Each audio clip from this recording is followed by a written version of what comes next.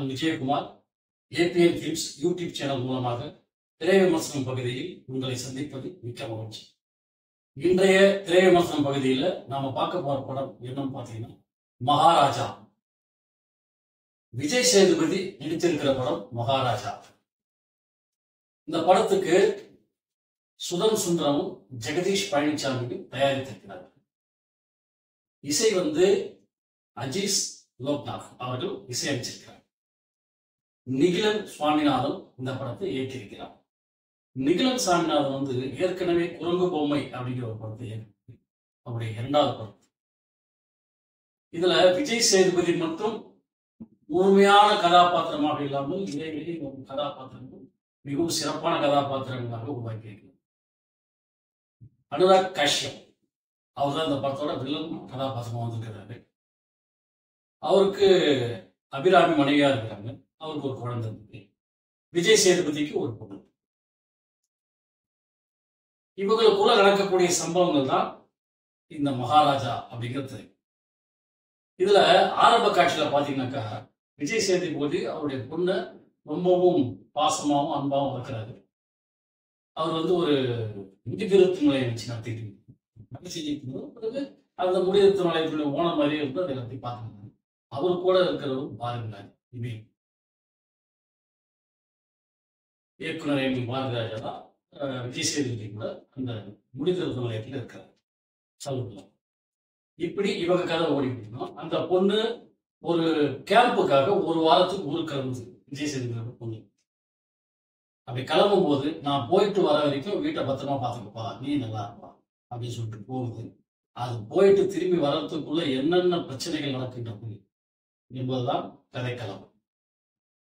இதுல அனுராக் காஷ்யப் அவர் என்ன பண்றாருனாக்கா அவரு கூட ஒரு 2 பேரை வச்சுக்கிட்டு அவர் ஒரு எலக்ட்ரிக்கல் ஸ்டோர் வச்சு நடத்திட்டு இருப்பாரு, கடை வச்சு நடத்திட்டு இருப்பாரு. அதுல வர வருமானம் பத்தலன்னு சொல்லிட்டு பெரிய பெரிய பணக்காரர்கள் வீட்டுக்குள்ள புகுந்து பணத்தை திருடுவாங்க, கொள்ளையடிப்பாங்க. அதை பார்த்துட்டாங்கன்னா அவங்க அந்த வீட்டு ஓனர்கள் சாட்சி. இதுதான் இவங்க செய்யக்கூடிய வேலைகள். இந்த தவறான வேலைகளை செய்து கொண்டிருக்கக்கூடிய குரூப் இது. திடீர்னு பார்த்தா விஜய் சேதுபதி என்ன பண்றாரு, காதுல ஒரு பெரிய பஞ்சு வச்சு அடைச்சிக்கிட்டு காயத்தோட போலீஸ் ஸ்டேஷன் போயிடுறாரு. முடியாது என்ன விஷயம் போலீஸ் கேட்கும்போது இந்த மாதிரி என் வீட்டுக்குள்ள 3 திருடங்க நுழைஞ்சு இந்த மாதிரி என் வீட்டுல திரும்பி போயிட்டாங்க. லட்சுமி திரும்பி போயிட்டாங்க. லட்சுமி திரும்பி போயிட்டானா, லட்சுமினா காசு பணமா தங்கமா அப்படின்னு. இல்லை இல்லை, அப்போ உன் பொண்டாட்டியா? என் பொண்டாட்டியை போசி எடுத்துட்டாங்க. சரி, அப்போ என் பொண்ணு கேம்பூர் போயிருக்கு. ஏன் பொண்ணும் கிடையாது பொண்டாட்டியும் கிடையாது, அப்ப லட்சுமிங்கிறது யாரையா அப்படின்னு சொன்னோடனே அவர் சொல்றாரு, என் வீட்டுல இருக்கிறது ஒரு குப்பை தொட்டி. இது குப்பை தொட்டியை காரணம் கேஸ் கொடுப்பாரு. ஆமா சார், இந்த குப்பை தொட்டி பைத்தியக்காரன் வச்சுக்கியா போயாவையில அப்படின்னு. இதுக்கிடையில அந்த ஸ்டேஷனோட இன்ஸ்பெக்டர் நடராஜன் நன்றி அவர் என்ன பண்ணுவாருன்னா திருடனை ஈஸியா பிடிச்சிடுவாரு. பிடிச்சிட்டு அவன் எப்படி திருடலாம் அப்படிங்கிறத லைவா ஷூட் பண்ணுவார். அதை ஷூட் பண்ணிட்டு ஸ்டேஷனுக்கு வரும்போது பார்த்தா ஸ்டேஷனு கொதிச்சு போயிருக்கு. ஏன்னாக்கா விஜய் சேதுபதியை வெளியே தொத்துவாங்க. அவர் போக மாட்டார், கேஸை ஃபைல் பண்ணுவாரு. இவங்க விட மாட்டோம், ஃபைல் பண்ண மாட்டோம், தொத்துவாங்க. அப்போ ஒரு பெரிய கைப்பிடி பிடிச்சிக்குவாங்க. இது சிறுத்துல எல்லாருமே இழுக்க இழுக்க இழுக்க இழுக்க மேல இருந்து அது இடிஞ்சு விழுந்து ஸ்டேஷனே கலாபரமாயிருக்கு. இதை பார்த்த நட்டு என்ன விஷயம் குப்பை தொட்டியை கலந்து கேஸ் அப்படின்னு சொன்னா அவனை கூப்பிட்டு பேசுறேன். சார், இப்படியாவது என் குப்பை தொட்டியை கண்டுபிடிச்சிருக்கீங்க, இதுக்காக நான் உங்களுக்கு 5 லட்சம் ரூபா தரணும். ஏன் குப்பை தொட்டியோட மதிப்பு 500 ரூபா கூட இருக்காது, 5 லட்சம் தரங்க. ஆமா சார், கண்டிப்பா தரேன் சார்.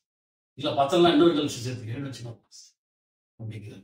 அப்ப அந்த குப்பை தொட்டி அப்படி என்னதான் முக்கியத்துவம் வாய்ந்தது, அப்படி அதுல என்னதான் இருக்கு, எதுக்காக இவ்வளவு பெரிய பணத்தை கொடுத்து அந்த குப்பை தொட்டியை கண்டுபிடிக்கணும்னு சொல்றாரு அப்படிங்கிறது ஒரு பக்கம். அனுராக் காஷ்யப் பண்ணக்கூடிய கொள்ளைகள் ஒரு பக்கம். இவைகளை எல்லாம் கொண்டு கடைசியாக படத்தை முடிக்கும் பொழுது பல இடங்களில் பல திருப்பு முனைகளை கொடுத்து ரசிகர்களை சந்தோஷத்தில் ஆழ்த்துகிறார் இயக்குனர் நிகிலன் சுவாமிநாதன். படம் முழுக்க அங்கங்க ட்விஸ்ட் வச்சுக்கிட்டே இருக்காரு. யார் யார் என்னென்ன பண்றாங்கன்றதை கண்டுபிடிக்க முடியாத அளவுக்கு வச்சுட்டு இதில் நடித்திருக்கக்கூடிய நடிகர்கள் விஜய் சேதுபதி, இயக்குனர் பாரதிராஜா, நடராஜன் என்ற நட்டு, அப்புறம் முனிஷ்காந்த், சிங்கம்புலி போன்ற நிறைய நடிகர்கள் இந்த படத்தில் நடித்திருக்கிறார்கள். அனைவரும் அவரவர் கதாபாத்திரத்தை மிக சிறப்பாக பண்ணியிருப்பார்கள். சிங்கம்புலிக்கு இந்த படம் மிகப்பெரிய திருப்புமுனையாக அமையும். ஏன்னா அவருடைய கதாபாத்திரம் அவ்வளவு ஸ்ட்ராங்கா வச்சிருப்பாங்க. பலமான ஒரு கதாபாத்திரம் தான், மிக சிறப்பா பண்ணியிருப்பார். விஜய் சேதுபதி ஆரம்பத்துல இருந்து முகத்துல சிரிப்பே காட்டாம ரொம்ப சீரியஸா காட்டுறதுக்கான காரணத்தை ஸ்டெப் பை ஸ்டெப்பா அருமையா சொல்லிட்டே இருக்கும். விஜய் சேதுபதி அவருடைய ஒய்ஃபும் அவருடைய குழந்தையும் வீட்டு வாசல்ல உட்காந்துருக்கு. வீட்டுக்கு நேர் எடுத்த மாதிரி ஒரு பொம்மை கடை இருக்கும். அந்த பொம்மை கடையில போய் பொம்மையை வாங்குவாரு.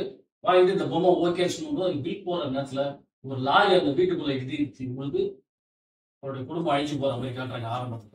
அதுக்கும் ஒரு ட்விஸ்ட் வச்சிருப்பாங்க.